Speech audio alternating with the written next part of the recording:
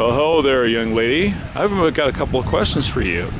Do you know much about magic and Wicca and paganism and ghosts and things? You do? Really? Boy, that's really interesting. I found the one person in the park, the first little girl I asked, and she knows something about that. Tell me what you know. I know that ghosts are just people that have passed and you couldn't find their way. Okay, yeah, that makes sense. Are you afraid of ghosts? No? Really? Have you ever seen any? Once in my old house. Really? Oh, that's interesting. Wow. So it's just, boy, that's amazing. I found you just sitting here like that. What's your name?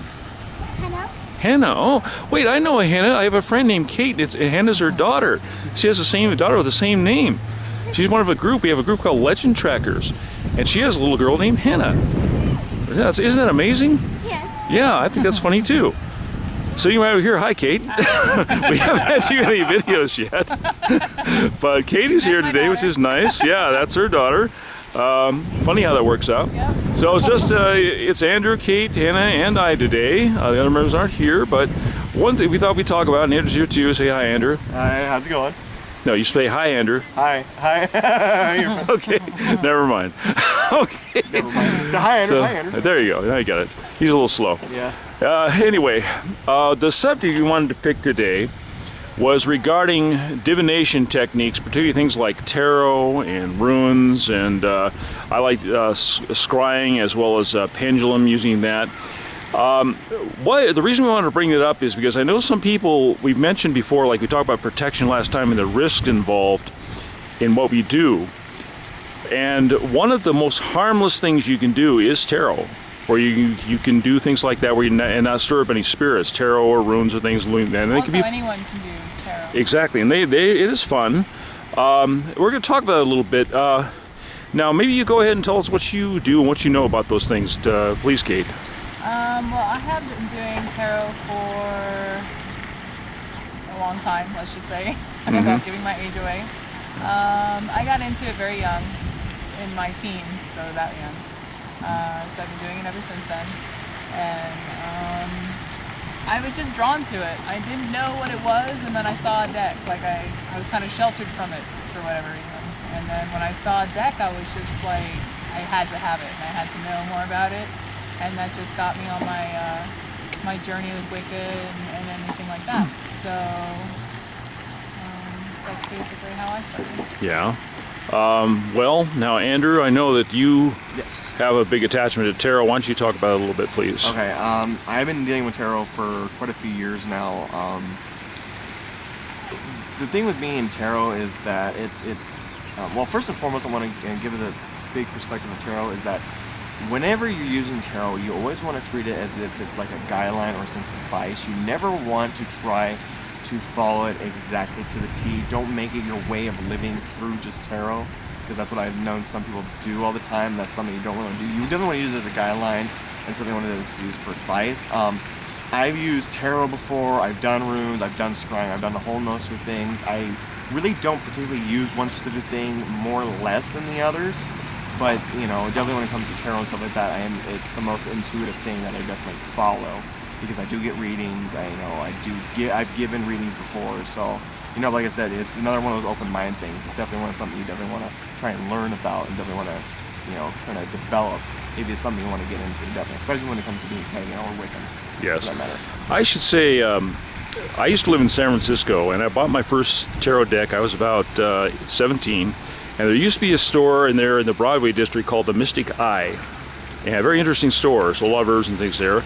And I bought my first tarot deck there. Probably still there. I didn't know it's gone actually. Oh, really? really? Yes, it is gone. But that was recent though, right?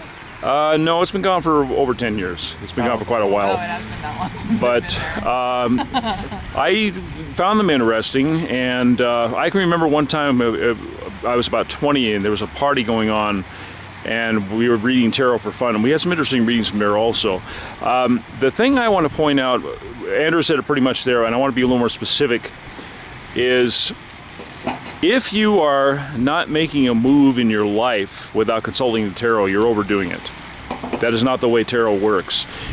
What it will do is it will show you what the possibility is on your current path. And that does not make it destiny. Right.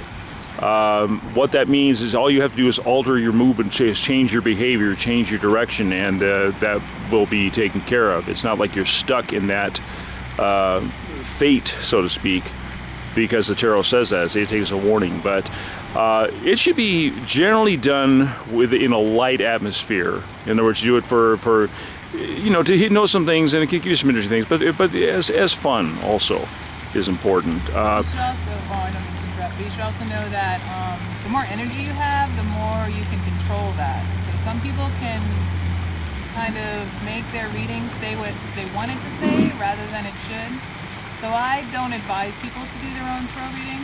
I advise them to always get someone else who's outside their own personal feelings to do. I don't ever do my own readings. I always have a reader do my readings. Well, I have to admit, I do my own readings. You just have to be careful. And I get there are some yeah. people who can. I'm just too emotional. I get some interesting results, but as I said, I don't live by it. But I also consult unicorn cards. I love my pendulum, working with pendulum. I just made myself a really nice board that I'm enjoying a lot. Getting some interesting readings, and so far it hasn't failed me. It's the one thing you can do. You can dabble in and do relatively safely. As I said, you don't live by it. But that's something where you're not going to open any doors or anything, like if you're using a spirit board or something. Right. But I believe that tarot's harmless. I remember hearing someone in what I do, one of the passengers commenting how his sister had a deck of tarot cards and they led to the path of the devil or something, which is Yeah. Okay. Well, that's a Christian belief. Yes, Yeah. exactly. Christianity believes in the devil. They Yes, believe so- that any kind of occult books, anything brings the devil to you. Yeah, I'm gonna add on that too, and I'm glad actually you brought that up because I was kind of thinking about saying that. Just because you follow something that is metaphysical in the sense of tarot or anything like that, is Wiccan pagan, it doesn't mean you're a devil worshiper. You're not a Satanist. That is just something that, like I said, it actually just said the Christian belief follows Yeah. it. Because when you do this, you follow black magic or something. No. That is totally incorrect. Well, we know how what we do that subject comes up all the time. Just all it's with tiring regularity. We hear that about it being associated with that. And the thing that some people need to remember also is there are actually Christian witches out there too, Yep. Yeah. who have a Christian belief but also practice white witchcraft, and so it can go in all denominations basically. So. Well, since the Bible's been coming true, I've been kind of reading the Bible a lot more and seeing that Christianity and forms of it do have some information and things like that to offer. Right. I just don't really feel comfortable worshiping anything that is very derogatory towards women. I can't teach my daughter anything that degrades women. Yes, I have to agree with that. But I say, any of the divination things, did I even say that right? Divination. Divination, thank you. Are harmless, and like I say, you just don't live by them.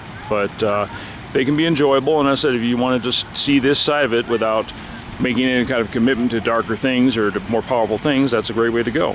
So get a book and study and have fun. Yeah. Why not? There is a form of divination where you can just open books and randomly read passages. I forget what it's called, but it is a form of divination using a library of books. Oh yes, there's definitely things like that. But as I said, it's Now, there's also when it comes to tarot, I just got a reading got actually the same day of our last video.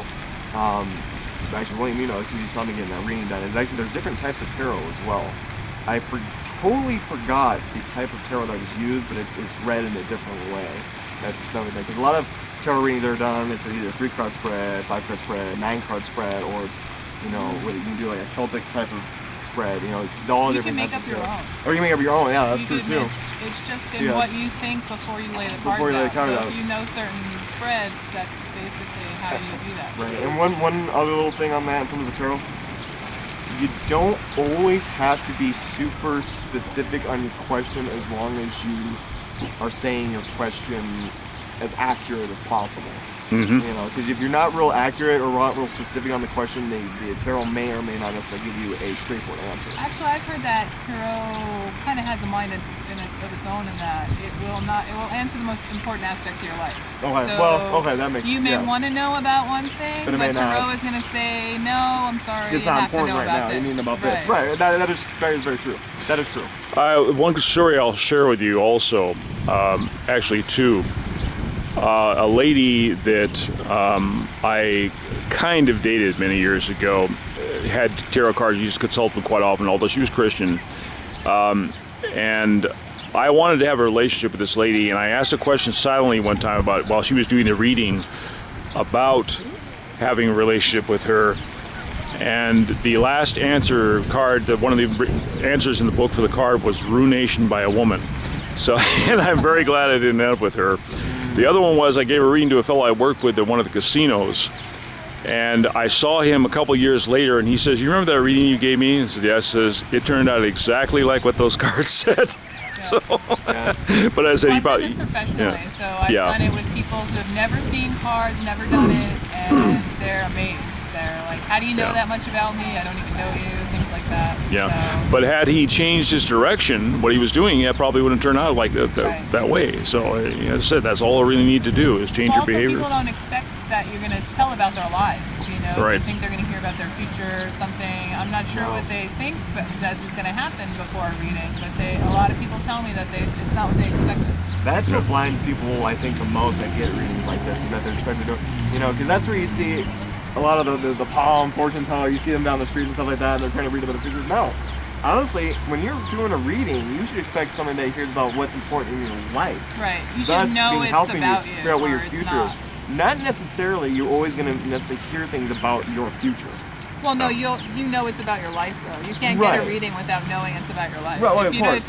if you can't relate to your tarot reader or what the person's saying, then they're not a good reader. Not a good they're reader, not right. telling you anything about Yeah. it. That's there is Because there are people that will just lay out the cards. right. And, There's you know, fake. Right, You're and gonna say, say fake? "Oh, you're Yeah. cursed. Give me extra money and all. Mm-hmm. You're cursed." Hey, you're things like currently that. like, In whatever. fact, you just mentioned a very, very interesting thing I think would be a good subject for next time. That's why let's talk about curses next time. Okay. Curses. I think that's a good subject we can get into. Curses, X's, yeah. Yeah, that's a very Right. interesting subject. That is But a very interesting subject. yeah, let's see. That's basically what we say is don't Spells, live by karma. those things. Don't live by tarot. Consult them. Have fun with it. What about karma? Well, that's another subject Curse, entirely yeah, as yeah, well. you But know. then maybe for another time. Okay. But anyway, as I said, just have fun with it. It's basically harmless. Read a few books. That's basically it. So that's what we wanted to say on that matter. And once again, as Legend Trackers Just Beyond, and we're glad Kate is back. We've missed her for a while, but this is episode 4. And we will see you next week. And maybe that's a good time. We'll talk about curses. That's a good subject. So that's all we're signing off for now. So blessed be to everyone, and all be, have a guys. good day.